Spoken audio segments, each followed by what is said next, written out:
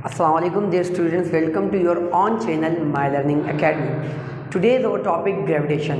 Student आज का जो हमारा टॉपिक है बहुत इंपॉर्टेंट ग्रेविटेशन है। आज हम सीखेंगे कि इसकी क्या एप्लीकेशन है और इसकी मैथमेटिकल फॉर्म भी सीखेंगे। सबसे पहले जिस टॉपिक के बारे में हम पढ़ रहे हैं 1600 में न्यूटन ने खुद से क्वेश्चन किया था। Newton asked himself if the Apple fall does the moon also. Newton ने खुद से एक सवाल किया कि अगर एप्पल गिर रहा है तो क्या चांद भी गिरता है। तो इसके न्यूटन के पास दो जवाब थे, या तो वो कहता है कि नो, और अगर वो नो कहता तो जितनी भी आज हमारे पास डेवलप फिजिक्स है शायद इस हद तक ना होती, क्योंकि सारी चीज़ों को वो इग्नोर कर देता। लेकिन न्यूटन ने कहा यस, न्यूटन ने कहा जिस तरह एक एप्पल गिरता है बिल्कुल इसी तरीके से चांद भी गिरता है। और इसके बेस पर न्यूटन ने अपनी ये थ्योरी डेवलप की थी और इसके ज़रिए न्यूटन ने प्लेनेटरी मोशन यानी ज़मीन के गिर्द घूमने वाला जो चांद है या सन के गिर्द घूमने वाले प्लैनेट्स है उनकी मोशन को डिस्क्राइब किया। मैं स्टूडेंट्स इसको रीड करता हूँ आपके लिए। Gravitation it was introduce by Newton in 1665 to 1666 during pandemic of plague. जिस तरह स्टूडेंट्स आप जानते हैं 1900 में कोविड-19 यानी कोरोना वायरस के नाम से एक पैंडेमिक आया था जिसमें निज़ाम ज़िंदगी दरम बरम था। इसी तरह 1600 में भी ये था जिसको हम प्लेग कहते हैं, और उस दौरान न्यूटन ने अपनी थ्योरी डेवलप की थी। न्यूटन ने खुद से जो क्वेश्चन किया था वो ये था, न्यूटन ने खुद से पूछा कि if an apple fall does the moon also. अगर एप्पल गिरता है तो क्या चांद भी गिरता है। तो न्यूटन इसके पास इसके दो जवाब थे जैसे मैंने मेंशन किया। न्यूटन ने कहा यस, और फिर न्यूटन ने पूरी थ्योरी डेवलप की। We are going to describe this Newton's law of universe gravitation. According to Newton's law of universe gravitation, every object attracts the other one with a force called gravitational force. Newton के इस कानून के मुताबिक universe में जितने भी bodies हैं वो तमाम तर बॉडीज़ एक दूसरे को अपनी तरफ अट्रैक्ट करती है, और जिस फोर्स से वो अट्रैक्ट करती है उस फोर्स को हम कहते हैं gravitational force. For example students, आप अपने इर्द गिर्द देखें, इस वक्त आपके इर्द गिर्द कोई शख्स होगा, कोई चेयर होगी, इवन जिस किताब से आप पढ़ रहे हैं बुक होगी, तो ये तमाम न्यूटन के मुताबिक ये तमाम तर ऑब्जेक्ट्स को आप अपनी तरफ अट्रैक्ट कर रहे हैं। और ना सिर्फ आप उनको अट्रैक्ट कर रहे हैं बल्कि जितनी फोर्स से आप उनको अट्रैक्ट कर रहे हैं उतनी फोर्स से वो तमाम तर ऑब्जेक्ट्स भी आपको अपनी तरफ अट्रैक्ट कर रहे हैं। हम इसको इस एग्जाम्पल से जानते हैं कि फ़र्ज़ करें एक बॉडी है जिसका मास m1 है और दूसरी बॉडी है जिसका मास m2 है, और फ़र्ज़ करते हैं कि एक बॉडी के सेंटर ऑफ मास से दूसरी बॉडी के सेंटर ऑफ मास तक का जो डिस्टेंस है वो r है। तो न्यूटन के मुताबिक या न्यूटन के इस कानून के मुताबिक इन दोनों बॉडीज़ के दरमियान में एक फोर्स ऑफ अट्रैक्शन होगी जिसको हम कहते हैं ग्रेविटेशनल फोर्स। इसकी एग्जांपल हम कहाँ देखते हैं स्टूडेंट्स, हम हमारे इर्द गिर्द इसके एप्लीकेशंस या इसका जो इफेक्ट है वो मौजूद है। फॉर एग्जांपल स्टूडेंट्स, मैं इस मार्कर को ड्रॉप करता हूँ तो ये मार्कर कहाँ जाएगा, ये मार्कर अर्थ की सरफेस की तरफ जाएगा। तो ये मार्कर अर्थ की सरफेस की तरफ क्यों जा रहा है, क्योंकि अर्थ भी एक ऑब्जेक्ट है और ये मार्कर भी एक ऑब्जेक्ट है। तो न्यूटन के मुताबिक ये दोनों ऑब्जेक्ट एक दूसरे को अपनी तरफ अट्रैक्ट करेंगे। अब हम मज़ीद एग्जाम्पल देखते हैं। फॉर एग्जाम्पल दी अर्थ, ये हमारा अर्थ है और ये मून है।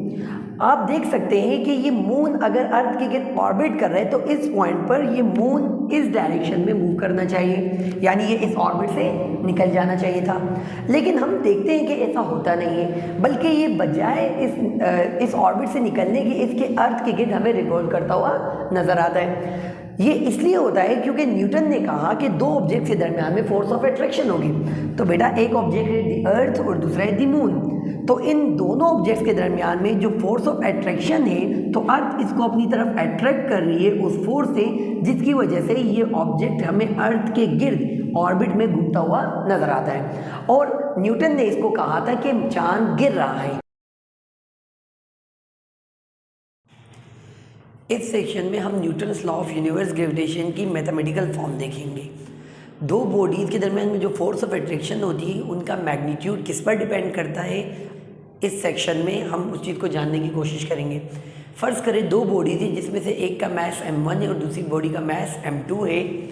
Consider two bodies of masses m1 and m2 are at a distance r from each other as shown. फ़र्ज़ करें दो बॉडीज़ है जिसमें से एक बॉडी का मास m1 है और दूसरी बॉडी का मास m2 है, और एक बॉडी के सेंटर ऑफ मास से दूसरी बॉडी के सेंटर ऑफ मास तक का जो फासला है वो r है।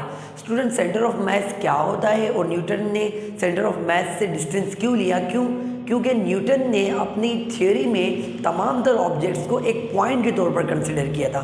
न्यूटन ने ये जाना था कि तमाम तर बॉडी, चाहे वो अर्थ हो, चाहे वो सन हो, चाहे वो स्मॉल बॉडी हो, इन तमाम तर बॉडीज़ का जो मास है वो एक पॉइंट पर कंसंट्रेटेड है। इस कॉन्सेप्ट के लिए मैं एक वीडियो भी बनाऊंगा, उससे आप इसका जो है मज़ीद इसकी डिटेल देख सकते हैं। According to Newton's law of universe gravitation there must be force of attraction between them. Newton's law of universe gravitation के मुताबिक यूनिवर्स में जितनी भी बॉडीज़ हैं उन तमाम दर बॉडीज़ के दरमियान में फोर्स ऑफ अट्रैक्शन होती है। तो ये भी एक बॉडी है, ये भी एक बॉडी है, इन दोनों बॉडीज़ के दरमियान में भी फोर्स ऑफ अट्रैक्शन होगी।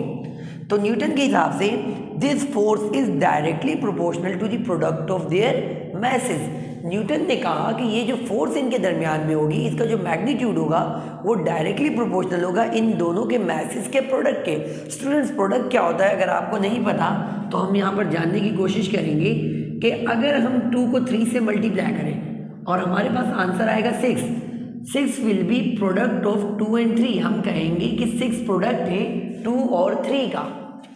तो न्यूटन ने यही कहा कि अगर हम एक बॉडी के मास को दूसरी बॉडी के मास से मल्टीप्लाई करें और मल्टीप्लाई करने पर अगर उसका आंसर ज़्यादा आता है तो उन दोनों के दरमियान में फोर्स ऑफ अट्रैक्शन ज़्यादा होगी, और अगर मल्टीप्लाई करने पर आंसर कम आता है तो उन दोनों के दरमियान में फोर्स ऑफ अट्रैक्शन भी कम होगी। Number 2, this force is inversely proportional to the square of distance between them. As I have already mention कि square of distance between them से यहाँ पर मुराद है distance between their center of mass. Newton ने कहा कि इनके दरमियान में जो फोर्स होगी वो इन दोनों के दरमियान, यानी एक बॉडी के सेंटर ऑफ मास से दूसरी बॉडी के सेंटर ऑफ मास तक का जो डिस्टेंस है उसके स्क्वायर के इनवर्सली प्रोपोर्शनल होगी। इस बात का क्या मतलब है स्टूडेंट्स? इस बात का मतलब ये है कि अगर फर्ज करें आप डिस्टेंस 1 मीटर है तो जो भी फोर्स है उस दौरान, और अगर डिस्टेंस 2 टाइम्स हो जाए, फर्ज करें डिस्टेंस 2 टाइम्स हो जाए, पहले 1 मीटर था तो 1 का स्क्वायर है, और अगर डिस्टेंस 2 हो जाए तो आपने देखा डिस्टेंस में स्टूडेंट कितने टाइम्स का इजाफा हुआ? 1 टाइम का इजाफा हुआ। लेकिन अगर हम r का स्क्वायर लेंगे, चूंकि यहाँ पर हमारे पास r का स्क्वायर है, और अगर हम डिस्टेंस का स्क्वायर लेंगे तो हमारे पास आंसर आएगा 1/4। तो आपने देखा कि डिस्टेंस 1 टाइम इंक्रीज हुआ, 1 की जगह 2 हो गया था, लेकिन फोर्स कितने टाइम डिक्रीज हुई? 4 टाइम्स। तो इस r स्क्वायर का मतलब ये है कि अगर डिस्टेंस 2 टाइम इंक्रीज होगा तो फोर्स 4 टाइम डिक्रीज होगी, अगर डिस्टेंस 3 टाइम इंक्रीज होगा तो फोर्स 9 टाइम डिक्रीज होगी। इसको हम न्यूमेरिकल सेक्शन में मज़ीद डिटेल में भी देखेंगे। इसके अलावा अगर हम इन दोनों इक्वेशंस को कंबाइन करते हैं, कंबाइनिंग इक्वेशन 1 and 2, इन दोनों को हम कंबाइन करेंगे तो f is proportional to m1 m2 upon r square. और जब भी स्टूडेंट्स हम फिजिक्स में प्रोपोर्शनल की साइन को ख़त्म करके जब भी इक्वल की साइन लगाते हैं तो हमारे पास कोई ना कोई कांस्टेंट आता है। यहाँ पर जो कांस्टेंट है that is capital G, that is gravitational constant. ये ग्रेविटेशनल कांस्टेंट ही इन दो बॉडीज़ के दरमियान में इस ग्रेविटेशनल फोर्स की रीज़न है।